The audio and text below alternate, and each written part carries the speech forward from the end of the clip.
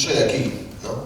Entonces cuando la gente te dice, bueno, esto ocurre con frecuencia, es recurrente, bueno, todos sabemos que estos incendios se están agravando de forma exponencial, pero aquí en todo el mundo. Es decir, yo tengo la fortuna, para mí es una afición también, de ir a apagar incendios por todo el mundo, incendios de millones de hectáreas en Bolivia, por ejemplo, incendios de millones de hectáreas en otras partes del mundo. La realidad es que esto va increciendo y el principal factor es la temperatura. El cambio climático es el principal motor de toda esta situación. Y vamos a ver un poco, es un tema muy complejo de explicar. Realmente, no tengo que explicaros a ustedes lo que vivieron. Realmente, en el 22 vivieron un episodio multiplicado por muchísimo en el año 25, a un nivel curioso. Por ejemplo, en Portugal ocurre un episodio similar este año, muy similar. Los incendios pasan de 45.000 hectáreas a 60.000 hectáreas. Se multiplica por 50% la superficie por incendio. Pero es que en Galicia, concretamente en este incendio que vamos a hablar, pasa de 150 a 200% más el tamaño del incendio. O sea, lo que tenemos que darnos de cuenta que el cambio climático está siendo tan acelerado que nuestros combustibles no se adaptan a este cambio y responden siendo más sensibles a la combustión, básicamente. Entonces, esto viene pasando desde hace tiempo y viene pasando en toda parte del mundo. Por ejemplo, mira, yo estuve en Bolivia en el año 2019. El fuego de Bolivia 2019 quemó 140 kilómetros en 12 horas el flanco. Y quemó en total, ese año 2019 y el año 20, más o menos de 2,3 millones a 5,9 millones de hectáreas en el siguiente año. Es que en el año 24, que estuve yo, la superficie quemada es 16,4 millones de hectáreas.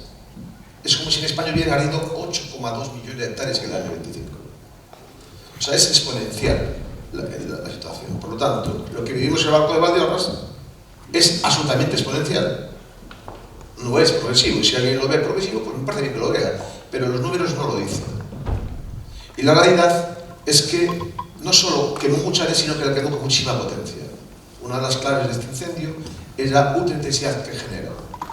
La tasa de destrucción de casas tiene relación con varios factores, pero uno de ellos es la ultraintensidad.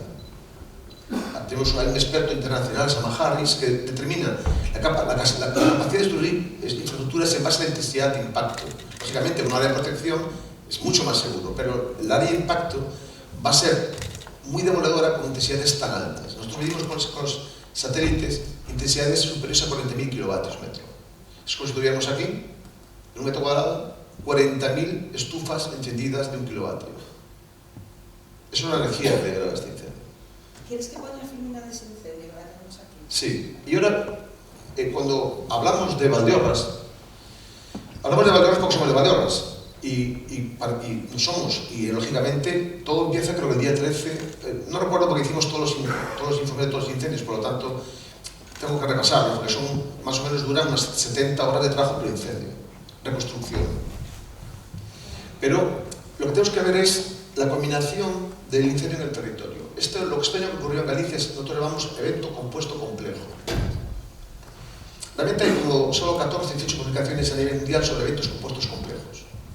Intentando detectar con un sistema que nosotros llamamos potencial específico que se generó en Galicia, estamos de forma experimental, determinar condiciones de potencial superior a 40.000 hectáreas. Y hay unos factores que nos empiezan a decir cómo es así. Entonces le llamamos P3 a este factor. Todo Valdeorras estaba en P3 el día 16. Todo Valdeorras. Por lo tanto, con una velocidad de propagación inicial mínima de 600 metros por hora, tendríamos todo Galicia, todo Ourense prácticamente en un P3. Por lo tanto, aquí vemos cómo estas son las imágenes de Sentinel sacadas post-incendios. Durante los incendios lo que estamos haciendo es, utilizando los sistemas satelitales, los perímetros en base a puntos de calor, lo más precisos posibles, evolucionándolos para ir viendo cómo los incendios se van a encerrar en el territorio. Y aquí vemos una cosa muy importante. Aquí arriba de todo, ¿no? Primero, el incendio de Valdeorras... Perdón, no, ¿dónde estamos? Más para atrás. Ahí está. El incendio de Valdeorras es el más intenso de todos. Ya vemos el tono, está la capa de Moisture Index del Sentinel. Los datos sirven mucho para las maniobras. Nos permite oscurecer, clarificar, ver lugares donde hay más oportunidades. Entonces, esta capa, dependiendo del área en la que trabajemos, le quitamos opacidad y podemos hacer más efectiva la ventana de oportunidad, si existe o no. Una característica del incendio de Valdeorras es que daba muy pocas oportunidades. Vamos a ver aquí unos vídeos donde las teorías teóricas y inversiones térmicas generadas a base de radiosondeo de alta resolución no existían. No existían. Pero hay diferencia considerable con el año 22 que vamos a ver cuál es. El incendio clave antes del día 13 no es, pues, claramente no es el incendio de Valdeorras, ni el día 14. El incendio clave es este incendio, que es Oimbra. Nosotros a Oimbra le damos el pistón del sur. Es el incendio que tiene, ves que tiene dos flechas, ¿no? Una roja y una roja. Y vemos que está Queixa en el medio. Aquí tenemos el poderosísimo incendio de Valdeorras. Pero aquí tenemos el increíble incendio del Bierzo, con una carrera directa a Valdeorras. Y tenemos el tremendo incendio que es posterior, de Cablafouces, que es el incendio de Sanabria, que se quiere venir hacia acá. Por lo tanto, estas conexiones que veis ahí es lo que nos dice a nosotros cuál incendio en un momento determinado es el peor. No quiere decir que luego cambie la situación. Por lo tanto, el incendio que tiene capaz de dinamitar toda la situación era Oimbra. Y la unidad táctica estaba una en Oimbra, intentando frenar este incendio hasta el día 18. El objetivo, marca este nodo de las zonas analistas que existen, indica que el incendio de Oimbra tiene capacidad de desplazarse hasta el día 23 en el territorio. Dirección, componente, sur. Por lo tanto, impactar con Queixa e ir al polígono industrial de Ourense. Y la pelea es que eso no ocurra. En ese momento, Queixa tiene un problema. Si Queixa se dirige hacia Paradosín, atravesando la carretera que va a Tribes de Ourense, se recoloca debajo y mete un impacto, porque prevemos que el día 13 o 14, vaya el día 16, va a cambiar la estación sinótica de una estación sinótica 9, es una estación anticiclónica, tenemos un anticiclón ultrapoderoso, una estación sinótica de temperatura que está superior, donde creemos, perdón, ¿dónde coño está el punto ese? Arriba de todo. Vale. Donde creemos que va a entrar un componente de viento oeste. Y nosotros lo que hacemos, básicamente, es utilizar los sistemas de Copérnicus históricos para ver cuál es la tendencia en cada coordenada natural, tanto de temperatura, de humedad, de dirección de viento, para ver si eso históricamente puede ocurrir. Y sí podía ocurrir. Primero iba a ocurrir, claramente, porque veíamos que esta cresta superior era incapaz de romper este anticiclón que había tan poderoso. Dato importante. Por lo tanto, aunque sin ninguna duda el incendio de Valdeorras es el más poderoso, el que más quema de todos, cuando ese incendio se inicia no es el prioritario. El prioritario es Oimbra. Evitar la conexión desde el punto de vista estratégico. Yo comprendo que nosotros estemos afectadísimos por la operación de barco, que es el más brutal de todos. Pero desde el punto de vista de cómo el territorio, en esa situación, teníamos 600.000 hectáreas en Galicia en P3, o sea, disponibilidad absoluta. No las barreras habituales, como mostró el profesor, incluso los valles profundos en un P3 no son seguros, no van a parar el fuego. Por lo tanto, hay 600.000 hectáreas en Galicia que pueden arder. Y la clave de esas 600.000 hectáreas hasta el día 13 no es Oimbra. Por lo tanto, el objetivo estratégico que no queremos que haga todo el montón de eventos en el territorio es que Oimbra llegue el día 23 aquí. Y ni aquí. Porque cuidado. Por lo tanto, cuando sale el fuego el día 13 de Valdeorras, nosotros no estamos pensando en este incendio. Es un incendio que tiene fases. Está hecho el análisis, vamos a ir. Sí, un poco para adelante, sí. Vale, vamos a ir un momento aquí atrás. Claro. Y esto es una cosa que lo veamos. Vamos a darle la imagen anterior, un segundo. Y va a poner esas imágenes. La siguiente, por favor, si puede un segundo. Nosotros intentamos definir, un poco más adelante. La siguiente, esta. Anterior, esta. Okay. Intentamos definir que es un incendio extremo. No nosotros, Mark Finney, el mayor experto de simulación del mundo, o sea, que es una referencia mundial, Harold Farsight, un congreso que tuvimos en Oporto, ¿no? Le preguntaba a los forestal del mundo qué es un incendio forestal extremo. Claro, un incendio forestal extremo en Canadá, con una recurrencia de pueblos muy baja, es extremo en condiciones kilométricas, pero no es extremo, digo, para las personas. Un incendio con condiciones menos extremas, entre comillas, en Pontareas es demoledor. Por lo tanto, todo es relativo. Entonces, las características las vamos a determinar en intensidad, 10.000 kilovatios. El barco va a 40.000 kilovatios. A 40.000, pero hay picos de píxel de 100.000 kilovatios. Vas a ver vídeos con llamas de más de 100 metros de altura. Por lo tanto, es un comportamiento muy bestia. Luego, hay que atacar al combustible. La zona norte, o sea, la zona oriental al sur, que es la zona toda del SIL, yendo para el barco a la izquierda, lleva más de 26 años sin arder, de forma considerable. Por lo tanto, ese combustible está sufriendo mucho. Tenemos 3 olas consecutivas de calor. La más intensa de la historia del mes de mayo, la más intensa de la historia del mes de julio, y la más larga del mes de agosto. 16 días. En el año 22 duró 10 días. Y voy a mostrar una imagen que hizo esos 10 días. Y ahora vamos a pasar a la siguiente imagen, donde viene lo que pasa en Galicia, sobre todo en Ourense, en el año 25. Que es, las condiciones extremas se mantienen 29 días. Las roturas de recta superior son insuficientes para quitar las condiciones de riesgo. No pueden, no tienen capacidad. Y mucho menos en Valdeorras, que está mucho más al este. O sea, los frentes no son capaces de romper esa estabilidad atmosférica. Por lo tanto, cada día que pasa es peor. Aunque ese día concreto la temperatura baje, una relativa baje, el combustible, a unos tipos de combustible eso se la trae floja. No le va a afectar. No le afecta. Por lo tanto, cada día que pasa es peor el día 19 en Valdeorras que el día 14, obvio.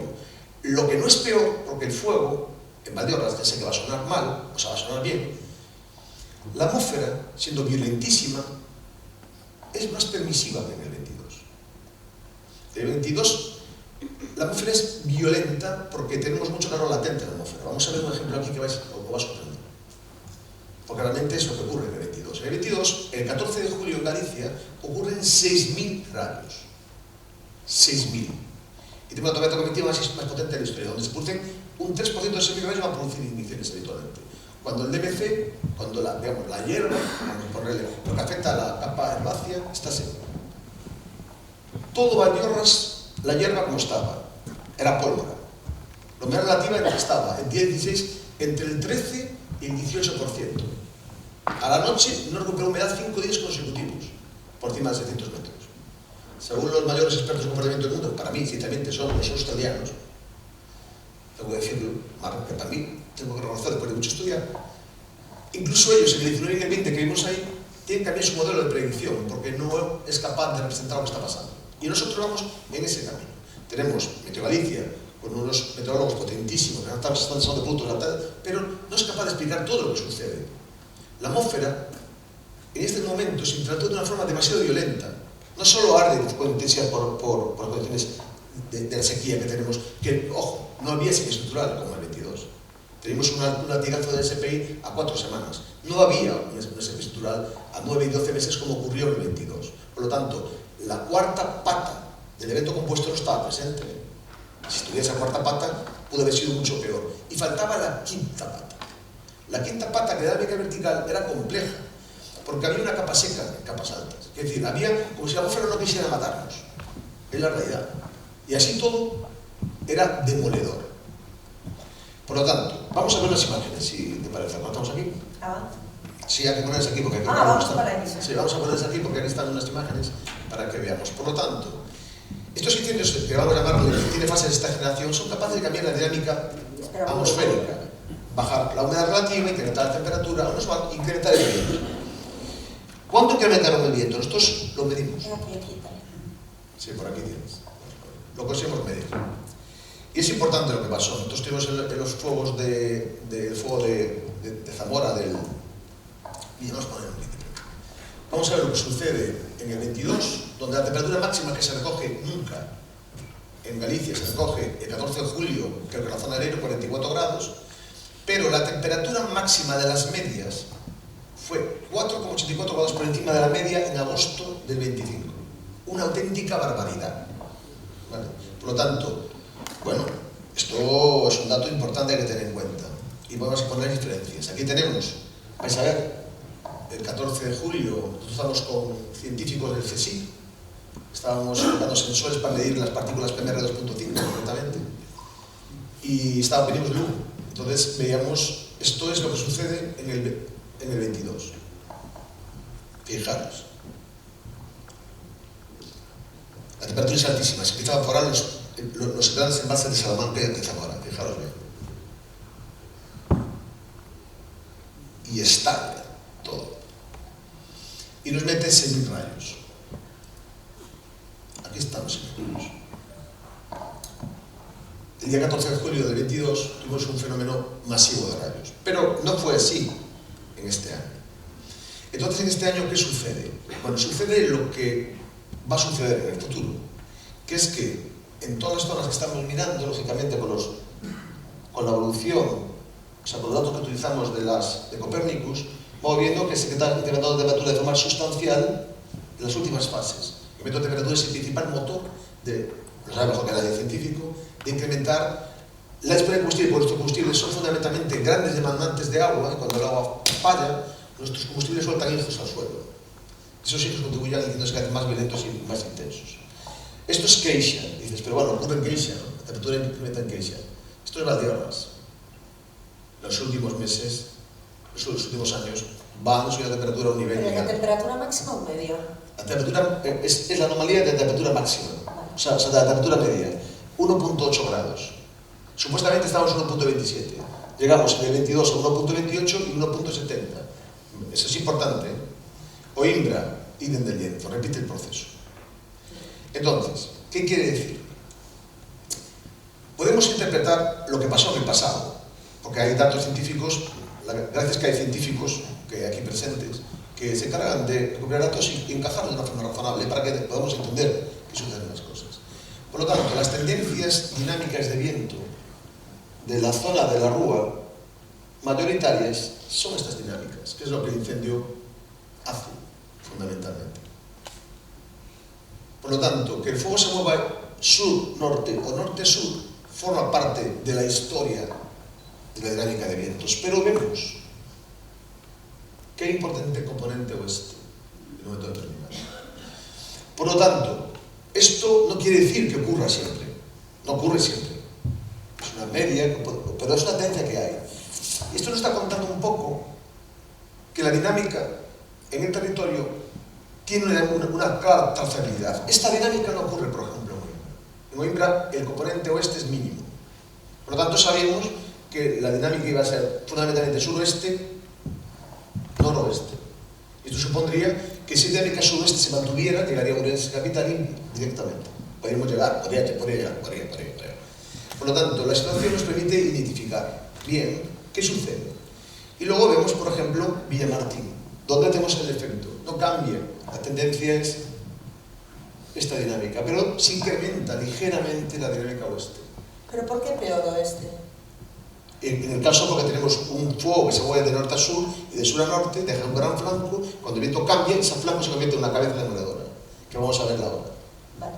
Por lo tanto, la realidad es esta. Vamos a ver la imagen de la cabeza demoledora que se produce en la apertura terrible. Quiere decir, aquí tenemos el incendio que se mueve en esta dirección, salta Robledo, tiene una carrera en esta dirección y cuando la dinámica oeste cambia, mete un impacto del demoledor y todo lo que enganche, todo lo que es flanco derecho, se convierte en cabeza. Y es demoledor el impacto. Y hay una característica fundamental, la anchura del frente de llamas. Es como un fuego australiano. Tiene anchura del frente de llamas de 2 kilómetros. Quiere decir, en 2 kilómetros está incendiado prácticamente todo. Y la potencia del flanco descendente que vamos a ver ahora, porque Bruña, que está en el incendio, en la parte, hace una pregunta y dice, ostras, el punto subterráneo, el fuego va directo hacia dirección San Vicente, para arriba, con un puto tiro, y de repente hace dinámicas descendentes, lo pregunta él. Y eso tiene que ver con la dinámica vertical. Tenemos un tipo de atmósfera ultra compleja ese día. Yo sé que puede haber muchas críticas para el dispositivo, yo puedo entenderlo, porque se pierden casi 40.000 hectáreas, 37.000 hectáreas en todo el entorno, incluyendo una parte de... Pero la realidad es que estos incendios se les pasa a los yanquis, se les pasa a Tokiski, es decir, tiene una potencia tan demoledora que hay que saber a veces lo que no hay que hacer. No saber lo que hay que hacer, sino saber lo que no hay que hacer. Y en este caso, tengo que poner en valor a los DTEs. Tenemos una ventaja, que la atmósfera, vamos a verlo después, tenía una ligera capa estable a 700 hectopascales. Ligerísima. Y con esa pelea estuvimos trabajando todo el rato. Si conseguimos que la temperatura no se incremente demasiado y hacemos que eso no lo salte, no accedemos al pirocúmulo nimbo. Porque el pirocúmulo nimbo, que se produce, por cierto, de 14 kilómetros, es el mayor fenómeno sorpresivo, peligroso, errático, potente que podemos tener. Podemos generar vientos de 120, 117, depende de varios factores, como es el decay, bueno... ¿Es lo que parece un tornado de fuego? No, vais a verlo aquí ahora. Entonces, la clave que vemos claramente dos comportamientos totalmente diferentes. Un comportamiento en la zona sur, que está orientado al norte, y donde la carga de combustible es menor. Un comportamiento en la zona norte, orientado al sur, una carga de combustible inmensa, y con una alineación 3-3 salvaje. Y encima la atmósfera quiere quemar mucho, porque no hay que tener un pirocúmulo para que el fuego sea muy intenso. Tenemos una capa convectiva tan alta que supera los 4.000 metros. Esto es muy difícil de ver. Y esto ocurrió. Por lo tanto, yo sé que desde el punto de vista de las personas, pero el resultado final, tanto en Portugal como en España, que casi no hay muertos. Quiere decir, la colaboración de los vecinos, la colaboración de todos, fue fundamental para evitar mucho más impacto, porque, repito, a San Vicente de Leiva llega el fuego a 40.000 kilovatios como mínimo, porque no son los sensores, no miden bien cuando hay mucho humo. Por lo tanto, vamos a ver imágenes de comportamientos donde un DTE, como es Bruña, como es Fouces, tiene que tomar decisiones muy jodidas, en donde el incendio lleva una tendencia ascendente y de repente tiene que decir la gente del mazo, como tuvimos que hacer nosotros, lárganse del mazo. ¿Cómo? Si el mazo está hablando arriba. Bueno, vamos a ver el desplome del mazo. Al mismo tiempo que destroza el Vicente Areira, lo destroza, se lo parte, se lo pasa por las narices, genera este comportamiento descendiendo el mazo. Escuchad el sonido.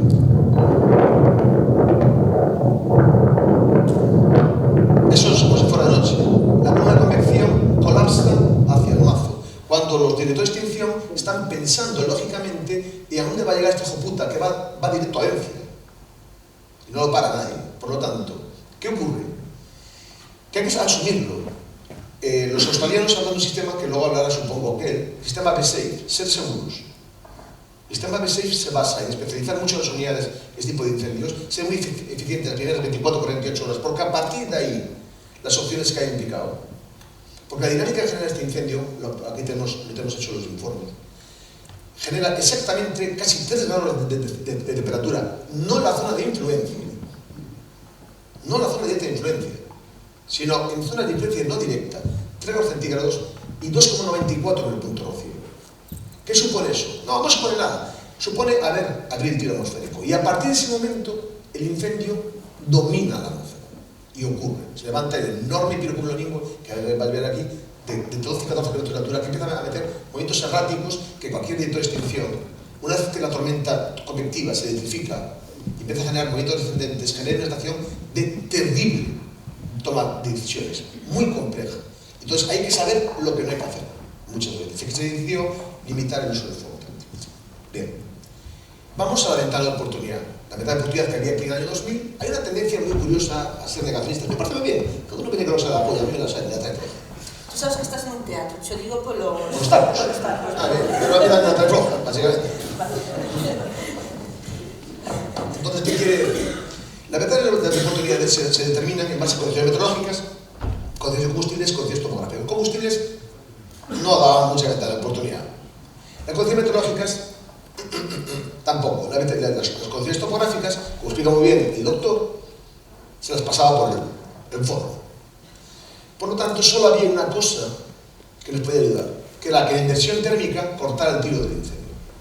Y que ese incendio, que un tiro salvaje de 12.000 metros, imaginen ustedes una chimenea atmosférica, imaginen cuando van a quemar leña, joder, en una estufa. Si tiene un tiro corto, quema la leña seca, pero como tengo un tiro muy activo, quemo hasta las cistas verdes.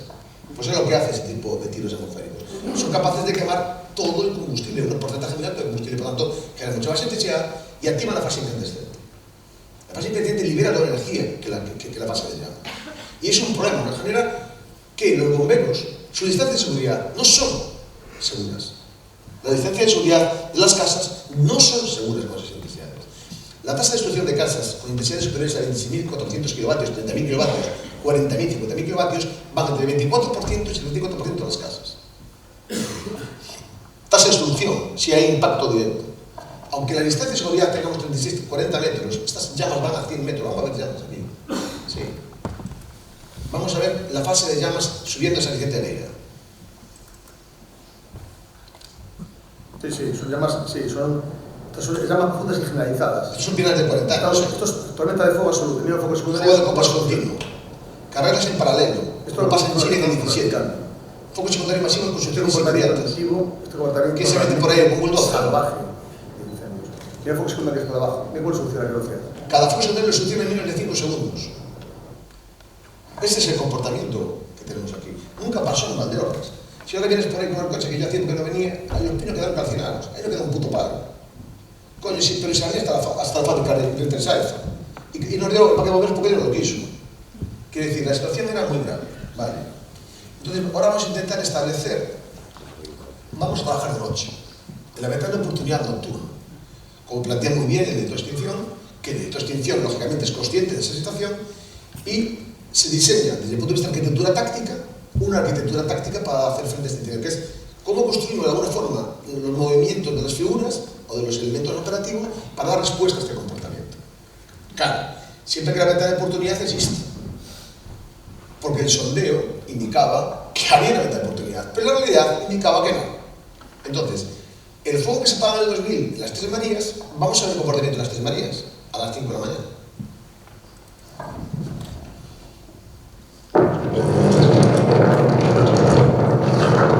¿Cómo va eso con un Sancho por ahí? Con una manera. No, yo pregunto, quiero decir, o sea, no hay ninguna opción. Entonces, a partir de ahí, el DT, con una situación realista de la situación, no ideal, sino realista de la situación, se plantea una arquitectura. Tenemos un incendio que va a cambiar de dirección de viento a componente norte. La pequeña borrasca que no es capaz de romper esa masa de aire cálido se desplaza primero del viento este y sube hacia el norte. Sube hacia el norte, mete un poco más de componente norte y manda el incendio hacia el cerro. Entonces, ¿qué clave es? Que no generemos un pirocúmulo de 14 kilómetros, porque si colase el pirocúmulo, al perder sustentabilidad, atraviesa el cerro y mete el fuego directo a su alrededor. Pasa por encima del cerro, no ve el cerro y mete el lume, ¡pumba!, encima de su alrededor, porque tiene suficiente longitud. Por tanto, el objetivo es, ¿qué hacemos? ¿O qué no hacemos? Pues hacemos una contención hidráulica. Se plantea una defensa de pueblo sin dar fuego. ¿Cómo va a dar fuego? No, porque la atmósfera lo que no quiere es fuego, ya tiene energía de sobra. Y esos 2 grados de temperatura hay que limitarlos. Entonces, se hace una defensa hidráulica entre vecinos, entre bomberos, entre la gente, de todo lo que haya, y se dan maniobras de fuego táctico a 30 metros del fuego principal, para no generar intensidad. No necesitamos generar más temperatura. Porque si damos más temperatura vamos a romper esas tareas que tenemos y vamos a meter un pirocúmulo de 14 kilómetros que cuando pierda sustentabilidad o la propia columna que venía hacia el cerro tape el suelo. Por lo tanto, evite el enfriamiento. Cuidadito con esto. Entonces, la realidad es que esta situación es muy grave. Y la realidad es que este fue nunca lo vimos. ¿Y qué va a pasar? Pues que se van a repetir. Y van a ir a más. Pero ¿qué pasa? Aquí en Valdeorras es un tiempecito igual no tanto, por desgracia. Pero nuestra área quedó totalmente destrozada. Esto es importante que seamos conscientes. La tendencia es que vaya más. Porque, hombre, nadie sabe el futuro.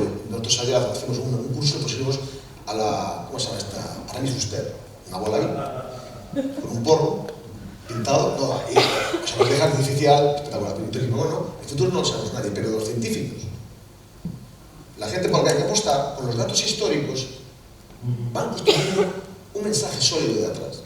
Y eso nos permite identificar lo que va a ocurrir, lo que puede ocurrir.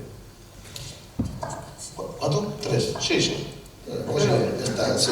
No hay problema, yo cojo, invento todo y fuera. Aparte, acabas de decir que se vaya a repetir y se nos dice. Bueno, se va a repetir, esperemos que aquí, hombre, aquí, este año dará, supongo que nacerá mucho herbáceo porque tuvimos una anomalía fundamental de precipitación, pero fijaos un dato curioso. El otro día la humedad relativa más baja de toda Galicia, ¿dónde se produce? Dirás tú, en Berín. Dirás, en el Barco. Pues no, al lado de la Torre de Hércules, 15% humedad. Es decir, hay un cambio sustancial en el clima y nuestros combustibles no están adaptando rápidamente. ¿Por qué no pueden adaptarse? Estos de Valdeorras se van a adaptar más rápidamente porque ya fueron a tomar por culo. Y vamos a entrar en un proceso de materialización que va a generar incendios muy rápidos, muy dinámicos, y donde, ojo, en IP3 va a haber carreras diferentes al hito sinótico. Esto es importante darse de cuenta. Nosotros a estas potenciales le damos unas características técnicas de comportamiento que se damos al DT cuando lo pide el DT. Ahí va.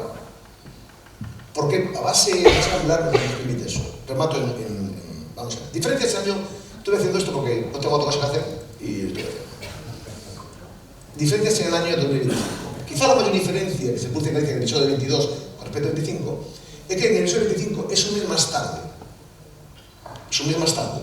Recordemos, cuanto más pase, con las condiciones meteorológicas tan adversas y duraciones tan largas, el combustible va a estar más disponible. Tanto combustible en toda su tipología muerto como combustible vivo, porque la ventana tecnológica tiene tendencia a ir esperando a partir de su máxima saturación, que va a depender, como pasa muy bien, del tipo de combustible, pero es peor que ocurra esto, si esto ocurriera en octubre, sería peor si las condiciones fueran. Los peores incendios de la historia de Portugal no es peor, negativo. Es el episodio del Sertá, el 17 de octubre, cuando aquí tenemos el fuego de viento. En Portugal, el 15 de octubre, tienen los incendios más rápidos de su historia que queman 12.000 hectáreas por hora. Valdeorras iba a 1.100 hectáreas por hora, de media. De media, porque subiendo para arriba iba con un puto reactor, iba a 3.000 fácil, Eso, cuidado. Entonces, ¿qué nos está diciendo? Nos está diciendo que tuvimos la mayor anomalía del mes más cálido de julio de la historia, 2,8 grados. Una mayor presencia de nubes en este periodo, que hace, lógicamente, modificar de forma importante, implementar la temperatura media. Y además generar movimientos autoconvectivos. Vamos a ver un movimiento autoconvectivo muy curioso. Y el ramato, pues, si no os pongo la cabeza con un bombo, claro. Esto es lo que pasa en noviembre. No hay pirocumbre en noviembre. De momento. Esto es el comportamiento de noviembre. Fijaros de dónde surgió. Aunque no tristeza surgió. Por lo tanto, pensad que el día 13 la clave era parar esta puta bestia. ¿Entendemos? O sea, quiere decir, el servicio, todo el servicio, que todo el mundo bueno, sabe que tenemos quejas, porque nosotros vemos lo que tenemos. No, me parece bien, yo también soy ciudadano, también pago los impuestos, y me cago en Dios, ¿dónde están? Todo esto es comprensible. Pero el evento era tan complejo y tan intenso en muchas partes del territorio que los DTS tenían que tomar decisiones que dependían de vidas de personas. Y no es fácil tomar una decisión así. Sobre todo cuando estamos en un ambiente de anomalía tan grande que el comportamiento tiene comportamientos totalmente erráticos y es difícil de predecir. Hasta aquí, pues si no, os pongo la cabeza y te da el papel. Si podemos resumir, podemos terminar.